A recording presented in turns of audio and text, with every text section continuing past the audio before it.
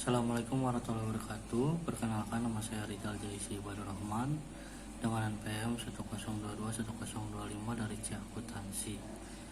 Pada kesempatan kali ini saya ingin mempresentasikan untuk memenuhi tugas evaluasi tengah semester mata kuliah PAI. Adapun materi yang saya akan sampaikan yaitu yang pertama Tarifatul Quran, Asmaul Quran, dan Iman bil Al-Quran. Yang pertama ada Tarifatul Quran, yaitu kalam Allah.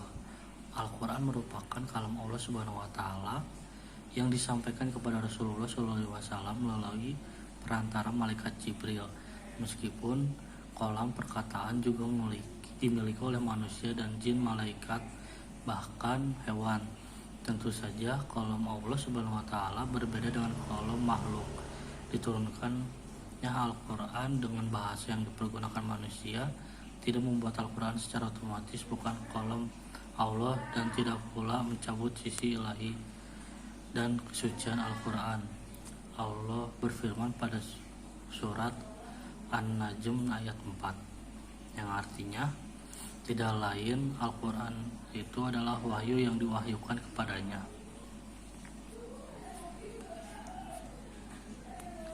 Yang kedua adalah mukjizat. Mukjizat berarti menetapkan kelemahan, yakni ketidakmampuan mengerjakan sesuatu lawan dari kudroh, potensi kemampuan. Apabila mukjizat muncul, maka nampaklah kemampuan murad sesuatu yang melemahkan.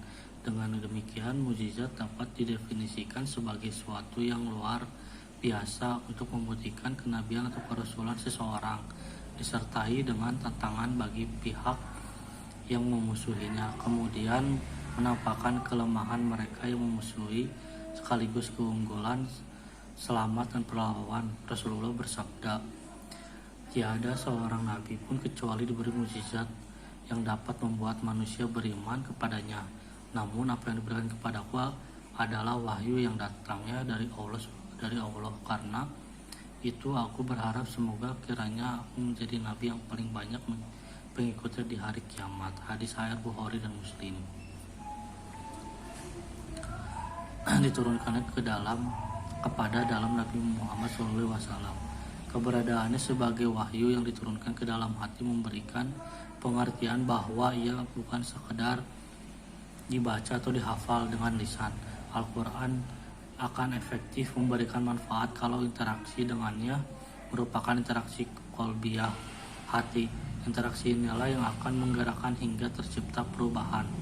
Al-Quran diturunkan oleh Allah Subhanahu wa Ta'ala kepada Rasulullah SAW melalui perantara malaikat Jibril. Allah berfirman dalam surat Asy-Syura ayat 192 sampai 195 yang artinya, dan sesungguhnya Al-Quran itu benar-benar diturunkan oleh Tuhan semesta alam. Dia dibawa turun oleh Ar-Ruh Al-Min Jibril ke dalam hati Muhammad agar kamu menjadi salah satu seorang di antara orang yang memberi peringatan dengan bahasa Arab yang jelas. Masuk ke materi kedua, itu Asmaul Quran. Yang pertama ada Alkitab. Alkitab yang berarti tulisan atau yang ditulis. Ini menunjukkan bahwa wahyu itu dirangkum dalam bentuk tulisan yang merupakan kumpulan huruf-huruf dan menggambarkan ucapan sesuai dengan firman Allah dalam surat Al-Anbiya ayat 10 yang artinya, telah kami turunkan kepadamu Alkitab yang di dalamnya terdapat sebab-sebab kemuliaan bagimu. Kitab Al-Quran ini tidak ada keraguan padanya, petunjuk bagi mereka yang bertakwa. Al-Baqarah 2 ayat 2. Yang kedua ada Al-Huda, yaitu Al-Huda di dalam surat Al-Baqarah ayat 185 yang artinya beberapa hari yang ditentukan itu ialah bulan Ramadan, bulan yang di dalamnya diturunkan permulaan Al-Quran sebagai petunjuk bagi manusia dan penjelasan mengenai petunjuk itu dan pembedaan antara hak dan yang batil.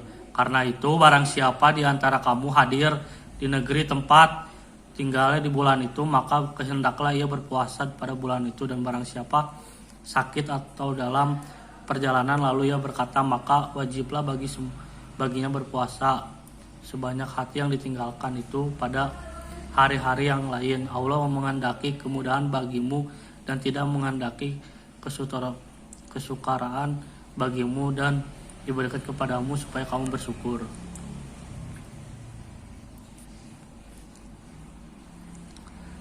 Kemudian di surat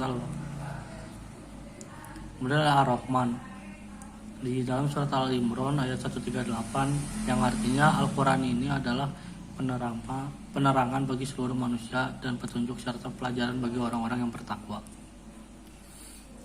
Kemudian ada Al-Basyura di dalam surat An-Nahl ayat 89, dan ingatlah pada hari ketika kami bangkitkan setiap umat seorang saksi atas mereka dari mereka sendiri, dan kami datangkan engkau Muhammad menjadi saksi atas mereka, dan kami turunkan kitab Al-Quran kepadamu untuk menjelaskan segala sesuatu sebagai petunjuk serta rahmat dan kabar gembira bagi seorang yang berserah diri.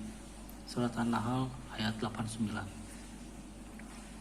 Kemudian materi selanjutnya al-iman bil Quran. Yang pertama ada mentarbiyahkan diri dengan Al-Quran. Dalam literatur bahasa Arab, kata tarbiyah mempunyai bermacam-macam arti dan makna yang intinya sama, mengacu pada proses pengembangan potensi yang dianugerahkan pada manusia. Setiap kita hendaknya bersungguh-sungguh dan membina diri dengan Al-Quran.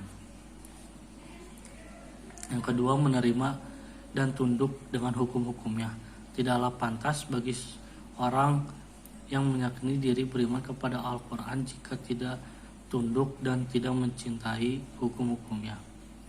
Allah berfirman di dalam surat Al-Ahzab ayat 36 yang artinya, dan tidaklah patut bagi laki-laki yang mukmin dan tidak pula bagi perempuan yang mukmin apabila Allah dan Rasulnya telah menetapkan suatu ketetapan, akan ada bagi mereka pilihan yang lain tentang urusan mereka. Barang siapa mendurhakai Allah dan Rasulnya, maka sesungguhnya dia telah sesat. Kemudian ada menyuruh orang kepadanya, yaitu dengan mengajak orang lain untuk mengikuti segala petunjuk Al-Quran dengan cinta, kepedulian dan rasa tanggung jawab sesama muslim. Di dalam surat An-Nahl ayat 125, serulah manusia kepada jalan Tuhanmu dengan hikmah dan pengajaran yang baik, dan berdebatlah dengan mereka dengan cara yang baik. Sesungguhnya Tuhanmu dialah yang lebih mengetahui siapa yang sesat dan jalannya, dan dialah yang mengetahui siapa yang mendapat petunjuk. Kemudian ada menegakkannya di muka bumi.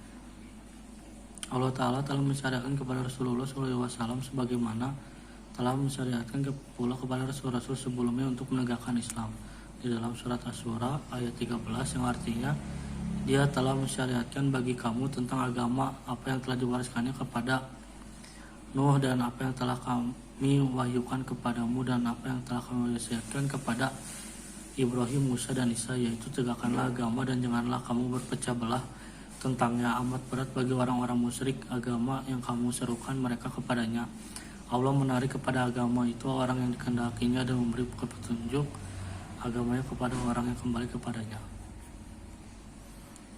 Mungkin segitu saja dari saya. Assalamualaikum warahmatullahi wabarakatuh.